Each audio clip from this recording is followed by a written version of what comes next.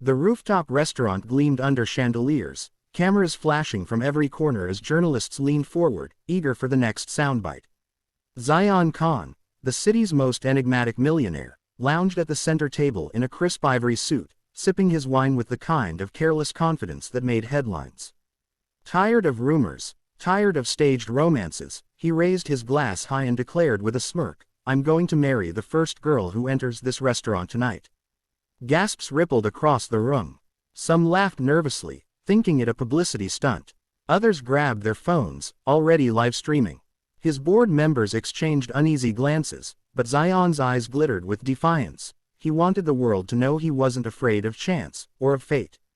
The restaurant doors, tall and golden, seemed to take on a presence of their own, every eye fixed upon them.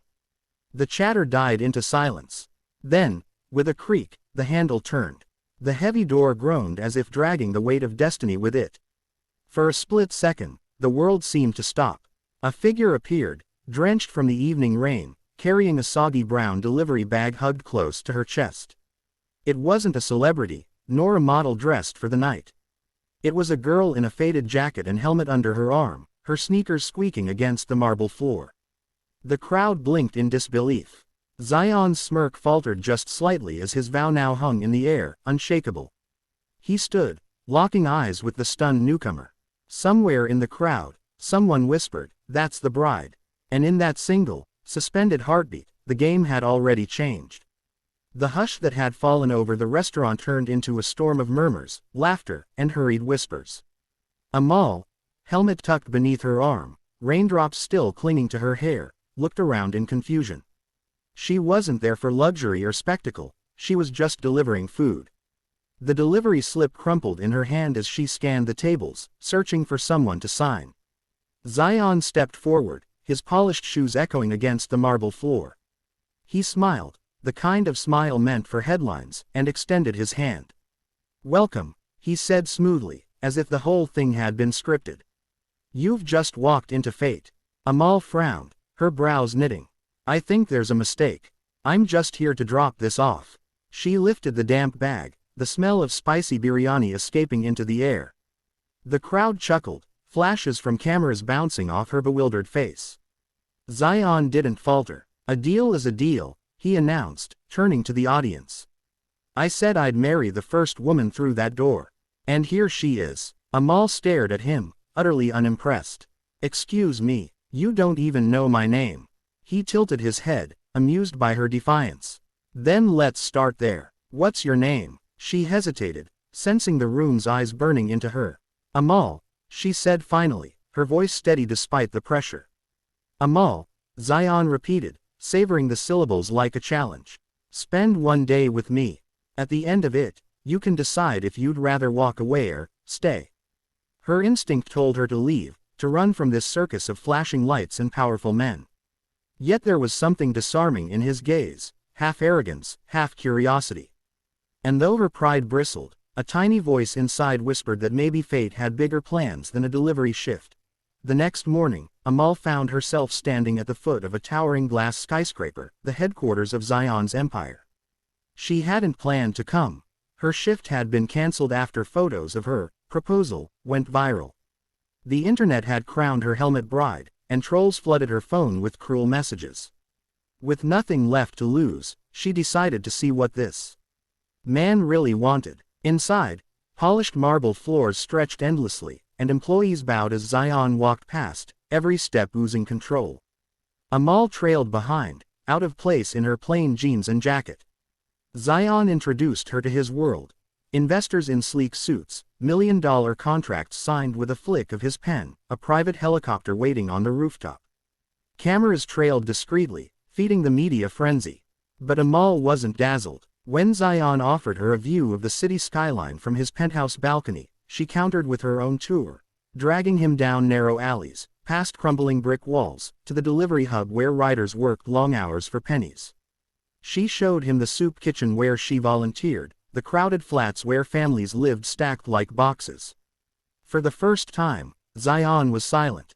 He saw children racing barefoot through puddles, laughing despite hunger. He saw Amal kneel to hand out meals, her face soft with compassion that couldn't be faked. She didn't crave his wealth. She wanted dignity for her people. Later, at a cafe tucked in a side street, they sat across from each other. The walls between them had thinned, and their banter turned personal. Amal admitted she feared money's trap, the way it demanded obedience. Zion confessed his greatest fear, that no one would ever love him without it.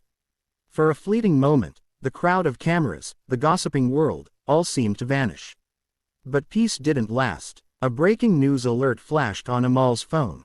A video clip circulating online claimed she had staged the whole thing, that she knew Zion's challenge beforehand. ## setup bride was exploding. Her stomach dropped. Zion's face hardened. The warmth between them froze into suspicion. The world that had forced them together was already pulling them apart. Rain lashed the city that night, pounding against windows as if echoing the storm between them. Amal sat in the dim soup kitchen, hands trembling around a chipped mug of tea. The hateful messages, the whispers of betrayal, the suspension from her delivery job, it was all too much. She had walked away from Zion, determined never to be anyone's scandal again. But outside, another figure braved the storm.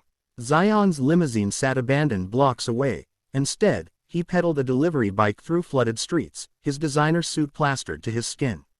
By the time he burst into the kitchen, dripping and breathless, Amal could only stare in stunned silence. He didn't bring flowers, didn't bring reporters, only himself. Wordlessly, he grabbed an apron, tied it clumsily around his waist, and began stacking crates of lentils with the volunteers.